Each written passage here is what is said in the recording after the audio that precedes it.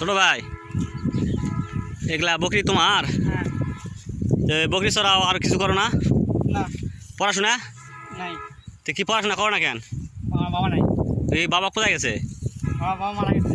ও, তো খরচ চালাতে পারো না সেজন্য পড়ো না নাকি? না। তো সরকার তো এখন টাকা দিচ্ছে কিছু, হ্যাঁ। তো সেটা দিয়ে হয় না? না।